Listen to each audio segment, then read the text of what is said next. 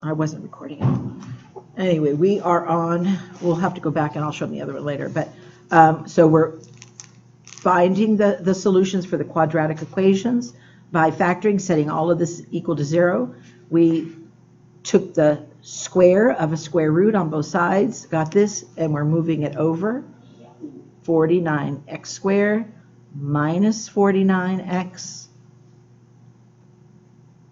minus 10 is equal to 0. Right. Yes. Plus 10. What's that? Would it be plus 10? It would be plus 10. That helps a lot. So that if I move that over, it is a plus 10. Did I move the 49 over? Yes, that's what it is. It is a plus 10. And then, okay. And then we have to see if this is factorable, and they're saying it is. Okay. So it's gonna be 49 times 10 such that it's going to be the same sign and they sum to 49. How can that be? So 7 times 7 and 5 times 2. That doesn't seem like it's going to come out. Oh, maybe it will. 7 times 5 is 35. 7 times 2 is 14, and that does come to 49. All right, so that's it. So it's going to be a 7 on the outside times a 2 on the other outside. So 7x, and on the outside, 2. And then on the inside, it's going to be a 7 times a 5x. And then who knows what the signs are going to be? They have to both be negative, negative, such that if I add this up, that's a negative 35x. This is a 14x. And again, it comes to that negative 49x. So again, then you're going to set each of your factors equal to 0.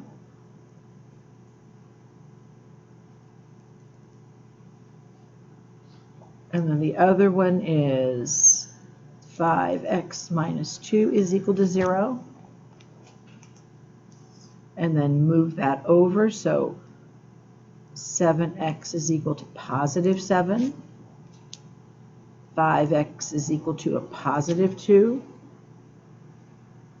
Divide through by 7, divide through by 7, divide through by 5, divide through by 5. So x is equal to 1. Oh, this is ugly. And x is equal to 2/5. And I did something wrong because I didn't get the right answer. 7x. Oh, this should be, guess what this number should be? It should be a 7. So the inner, these two are the first of my parentheses. So it should be a 7 in the first and a 7 in the other first. So it should be a 7, I really messed that up, times the 5 here.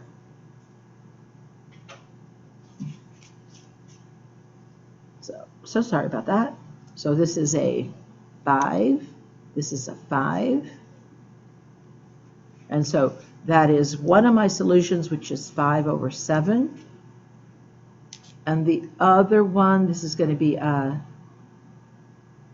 7. A 7 divided by 7 divided by 7 is 2/7. Okay, those are easy.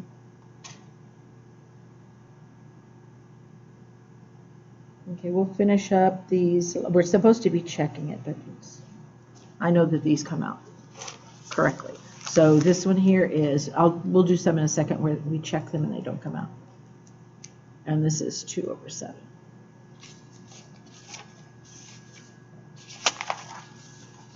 And then, okay, so what's the first thing you need to do? Square them both.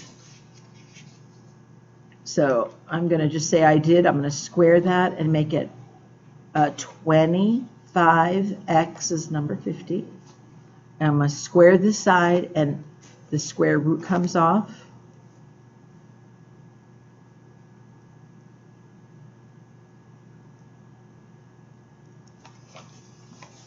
Get it over on one side, set everything equal to 0, minus 60x, and then plus 27. And I'm going to look first to see if anything can come out. The only factors of this are 5, and 5 isn't in each one. That's a perfect root, but that is not. So we just have to see if we could do it. So it's 20, the first times the last, if there's a number here. So 25 times 27, such that they sum to negative 60. And the first one I'm going to try is 5 times 5. And what's the only combination for this? Is 3 and 9. Good job. Oh, and I think this does work. 5 times 9 is 45. 5 times 3 is 15. And that does sum to 60. I don't know why they don't put this way to factor in the book. They had us do it I can't even remember now. It's so hard. All right. And so then that 5 and the 5 are our first part of each of the parentheses. I don't want to make that mistake again. So 5x and 5x. And then we get a 5 with a 9. And we get a 5 with a 3. Who thinks they know what the signs are? Yeah, they're both negative. Who thinks without solving the whole thing, without setting each of these equal to 0, what your answers might be? I think you're right, because that's going to go over as a positive, and we're going to end up dividing by 5. So 3 over 5, and this is going to be moved over, so it becomes a 9 over and divided by 5. So I'll let you take a little shortcut once you have them factored. You can go ahead and do that. Oh, I don't want to do that one. But we have these that we're doing. I'm actually checking in the book, and both of these roots occur. And by the way, this one, if I had to graph it, again, it's going to be upward, where this would be at 3/5 and this would be at 1 4/5. Whatever that would look like, I don't know. So if this were a 1 and this were a 2, it would cross at the 1, 2, 3, 4, 5, about right here. And the other one would be 1 and 1, 2, 3, 4, right about here. So again, I don't know where the bottom is. I could solve for it, but it's going to look something like this, which when you're test taking, if you know those 2 points, you could probably eliminate a lot of the answers. So then let's go ahead and look at it. So this one is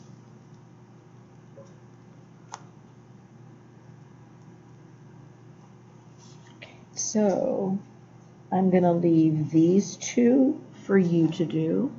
Does anybody know what time it is? What's that? Well, do you know what? When I'm recording, it doesn't let me move anything. Is that clockwork? No, it hasn't worked out here. Okay, then we'll have to wing it. All right, but then let's go up to, let's do the number 47.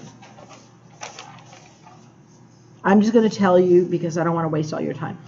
This is going to end up where it's not factorable. Like all of these, we were able to factor them. This one we can't factor. If you want to do it on your own and have some fun and see why not, this is not factorable. And because they're not factorable, it's probably ones later on that we'd have to use the quadratic equation. All right. So, but this one, let's go ahead and look at this one. So 47. So again, we've got to, what do we do with this first to get rid of the square root? Square it. So I'm going to do this sort of mentally here. So the number 47, it's going to be 4x squared. And I'm mentally squaring that, so it takes away the square root. 14 plus 10x. And then move everything over to one side. Bring the 10x over first, negative 10x. Bring the positive 14 over as a negative 14 and have it equal 0. All right. And then on this one, are all of those even numbers? So what can we do if they're all even numbers? You can either factor out the 2 or you can divide everything by 2. It really doesn't matter. I'll go ahead and just do it the way it was in the book. So we're taking out a 2, and we've got left 2x squared minus 5x minus 7 equals 0. So it's 2, and then there's only one way to get a 7, which has to be 1 times 7. Well, there's only one way to get a 2 also. I just have to figure out where it goes. So in fact, I'm still going to do it this way. 2 times 7, such that, oh, this is a negative, such that the difference is a 5. So we want the difference to be a 5. So again, the only way I can get this is a 1 times 2. The only way I can get this is a 1 times 7. Do we see the combination? Yeah. 1 times what? 1 times 7 and 2 times 1. 1 times 7 would be 7. 2 times 1 would be 2. And the difference is a 5. So these first two, again, go in the front part of our first two parentheses. So 1x and the 2x. And then that 1 connects with that outside 7. And that 2 connects with that 1. And then we need to end up with more negatives. So if I do this, my inside, 2x, and my outside, which is 7x, which one of these two numbers needs the negative to get negative 5? The 7. So this has to be a negative, and this is going to be positive. This is the problem that I don't like. Okay. So I could go that 2 equals 0, which it doesn't, so that can't be a solution. Or who knows another solution right here? Who could do this mentally? Could x equal negative 1 possibly be a solution? So x equals negative 1, or this gets moved over. If I set that equal to 0, that gets moved over as a positive 7. So there's going to be 7 divided by 2. Is that right?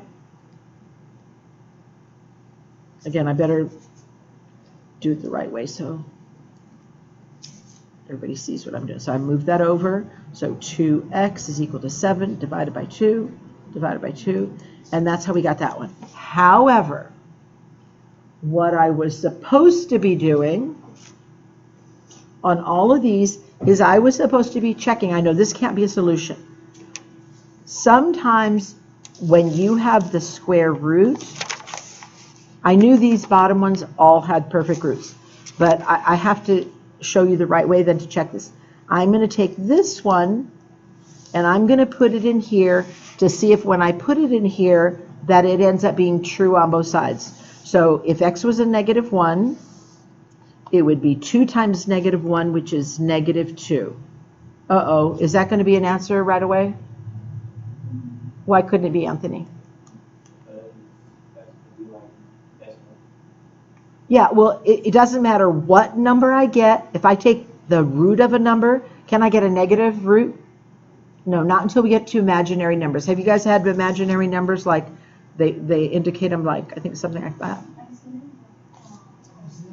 Oh, you did? Okay. Yeah, those are imaginary numbers, which is another day. Okay. So no, if I finish this, if I put a, well, yeah, even if I put this -1 in here, if I put the -1, that would be a -10 plus 14 would be a +4. But will +4 give me a -2? No. So this solution cannot be true. And if I put in this one, it's a positive, so yes, it will come out. So the only solution here in this case is if this side is a positive. So our only solution is, in fact, I'm going to put down all of them. It's 2 is not equal to 0. The other one was x could be equal to -1, and x could be equal to 7/2, and the only one is this one. Can't be that one, can't be that one. Okay. So we'll see if we can do that again. Let's go ahead and look at the one right next to it. Okay. I think I sort of see the pattern, so it won't be so bad. Oh, yeah. That is the pattern. Okay. That is the pattern. If we get a negative number and I've got something here such that it makes it a negative, then that answer couldn't be. So we'll do this one. So let's square it. It's going to be on number 48. It's going to be 9x squared. And square it, it's going to be 8 plus 21x. Then move everything over.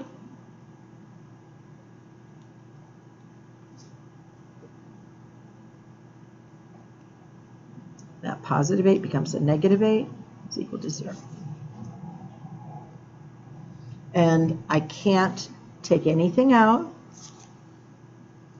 So let's see how we're going to factor this one.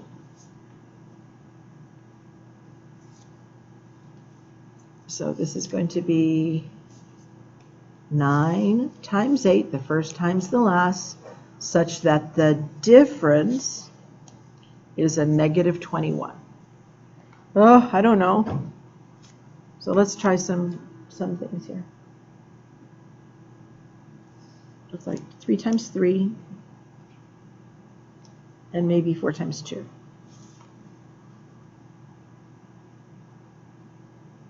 And it's not, that's going to be too small. Because this, if I did a 12, and then 3 times 2 is 6, 12 minus 6 would be not 21. So I'm going to switch that 4 times 2 to a what? 8 times 1. I think this is it right here. So 3 times 8 is 24. 3 times 1 is 3, such that the difference is a 21. So there's our factors. So the first number in the front is going to be 3x and 3x. I love the sound of plays. I do. All right. Anyway, so the 3 goes with the 1. And this 3 goes with the 8. Again, and this is going to be 24x.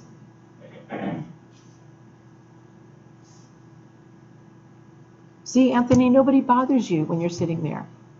They're so kind to you. Isn't that nice? No. You like them bothering you? Yeah. Oh, okay. 3 times 1 is 3. So now which one is going to get the negative, the 24 or the 3? The 24, because we need to end up with a -21, so it's going to be right here. And what created that was this, so the negative is going to go here, and the positive is going to go here. So then when we solve it, 3x minus 8 is equal to 0. Or it could be and 3x plus 1 is equal to 0. And then so this one ends up moving that over, divided by 3, divided by 3, and 8/3.